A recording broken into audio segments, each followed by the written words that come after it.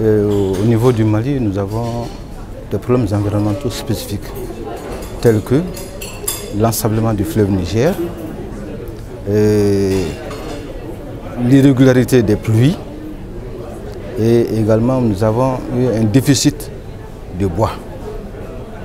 Donc c'est les principaux problèmes que nous rencontrons au niveau de l'environnement. Et c'est ce qui a même servi comme motif à bénéficier de l'appui de l'Union européenne il y a bientôt plus d'une dizaine d'années.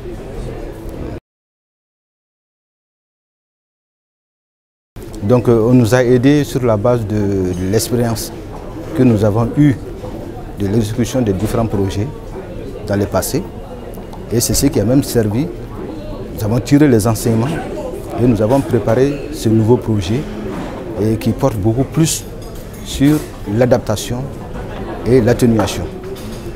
L'adaptation dans un sens où nous devrons faire du reboisement au niveau des populations bénéficiaires à travers un appel à proposition où les ONG vont chercher à faire la régénération naturelle assistée, la restauration des sols et également la conservation. Et au point de vue atténuation, c'est également des plantations qui vont être réalisées. Et il ne peut pas vous dire quelle est la superficie qui est programmée, mais quand même c'est des très grandes superficies qui vont être reboisées par les ONG avec l'appui des maires, des communautés à la base.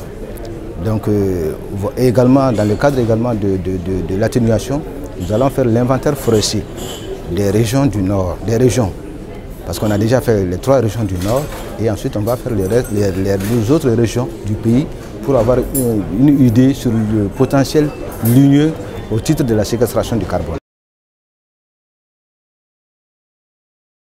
Je disais tantôt que nous avons fait l'inventaire forestier au niveau des régions Nord, c'était dans le cadre du projet précédent, le programme environnemental d'appui à la lutte contre la désertification, qui a été réalisé et aujourd'hui, les résultats nous ont servi à créer une cellule où toutes les informations sont stockées, qu'on a appelé le système d'information forestier, qui est aujourd'hui utilisé et également qui est utilisé aussi bien par les ONG, par l'administration et même que par les communautés. Donc là, c'est déjà un exemple. Et l'inventaire forestier que nous allons faire, nous allons également intégrer les informations et ça va servir à avoir un outil de planification pour l'ensemble du pays.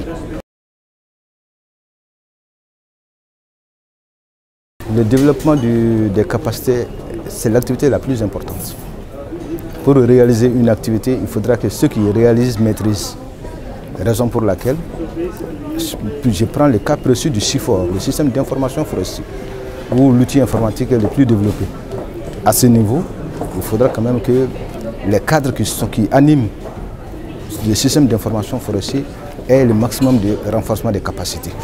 Aussi bien en matière de manipulation des outils informatiques comme GPS, comme création d'axes de base de données, mais également dans le cadre du suivi des boisements qui vont être faits. Parce qu'on va suivre le boisement depuis le début jusqu'à pendant très longtemps, pour que les réalisations qui vont être faites soient le plus pérennes possible, durables possible. Donc renforcement des capacités à tous les niveaux, elle est très important.